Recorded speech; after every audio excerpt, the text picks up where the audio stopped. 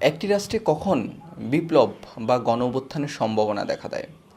যতদিন রাষ্ট্রের মধ্যে শোষিত শ্রেণী এবং শোষক শ্রেণীর উপস্থিতি থাকবে ততদিন পর্যন্ত রাষ্ট্রে বিপ্লবের সম্ভাবনা থাকবে। এবং বিপ্লবটি কত দ্রুত ঘটবে সেটি নির্ভর করে শোষিত শ্রেণী কী পরিমাণ শোষণ ভোগ যন্ত্রণা মুখোমুখি হচ্ছেন এবং শোষক শ্রেণীর আচরণ। আর এই যে বিপ্লবের সম্ভাবনা নিয়ে কথা বলার যে কারণ সেটি হলো বর্তমানে বাংলাদেশের যে ভবিষ্যৎ সরকার বা ভবিষ্যৎ দলগুলো রয়েছে, বিএনপি সহ যে দলগুলো রয়েছে তাদের জন্য একটি বার্তা, যেই একটি সময়ের মধ্যে বাংলাদেশ যে একটি গণঅভ্যুত্থান বা বিপ্লবের মধ্যে দিয়ে বিজয় অর্জন করেছে এটি পরবর্তী দলগুলোর জন্য একটি শিক্ষা।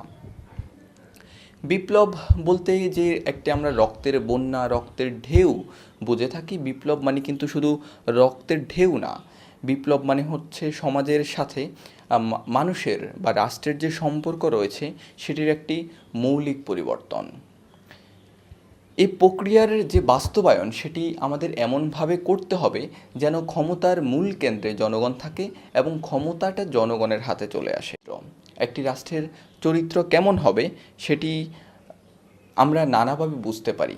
যেমন রাষ্ট্রেও যদি অসৎ আমলা, রাজনীতি, বর্জুয়া এইসব মানুষের কর্তৃত্ব দ্বারা পরিচালিত হয় তাহলে যেমন রাষ্ট্রের চরিত্র একরকম হবে, একইভাবে রাষ্ট্র যদি ইন্টেলেকচুয়াল পিপলদের হাতে পরিচালিত হয় যারা প্রকৃতপক্ষে সৎ, রাষ্ট্রের বিচার ব্যবস্থা, ভোট গ্রহণ, শিক্ষা ব্যবস্থা, স্বাস্থ্য ব্যবস্থা যদি এক ইতিবাচক হয় তাহলে সেই রাষ্ট্রের চরিত্র অবশ্যই ভিন্ন হবে। তবে ইন্টেলেকচুয়াল বলার মধ্যে দিয়ে কিছু জিনিস আরেকটু মনে হয় যে কারেকশান করার আমার প্রয়োজন মনে করছি। সাধারণত আমরা ইন্টেলেকচুয়াল বলতে যারা একটু জ্ঞানী, বইপত্র পড়ে সেই জায়গার মানুষদেরকেই নির্ধারণ করে থাকি। কিন্তু আমার ব্যক্তিগত ভাবনায় আরেকটা চিন্তা কাজ করেছে। ধরুন একটি এলাকার কৃষি জমিতে কোনো একটি নির্দিষ্ট ধান খেতে প্রচুর ধান হয়েছে, তাহলে অন্যান্য জমির তুলনায় যেহেতু কোনো এক কৃষকের একটি জমিতে ধান চাষ ভালো হয়েছে, তাহলে অবশ্যই এই কারণেই ভালো হয়েছে যেহেতু তিনি সেই চাষাবাদ খুব বুদ্ধিসম্পন্ন এবং সঠিক পরিচালনার মধ্যে দিয়ে করেছেন। সে জায়গায় দেখা যায় যে এই যে চাষাবাদ এবং তিনি কৃষক হিসেবে তার কাজে ইন্টেলেকচুয়াল এবং দক্ষ, সেই জায়গাটি আমরা বলতে পারি। সে জায়গা থেকে রাষ্ট্রের প্রত্যেকটা কর্মকাণ্ডে ইন্টেলেকচুয়াল সবাই হতে পারেন।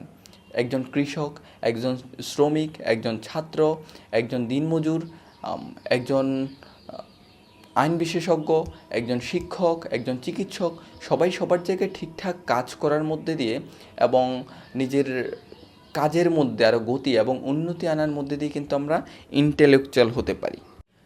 রাষ্ট্রের সাথে শ্রমিকের যে নলেজ এবং ইনফরমেশন গ্যাপ রয়েছে এবং রাষ্ট্রের সাথে সকল ছাত্র জনতা সকল স্তরের জনতার যে ইনফরমেশন এবং নলেজের একটি গ্যাপ রয়েছে সেটি আমাকে বা আমাদেরকে অবশ্যই দূর করতে হবে।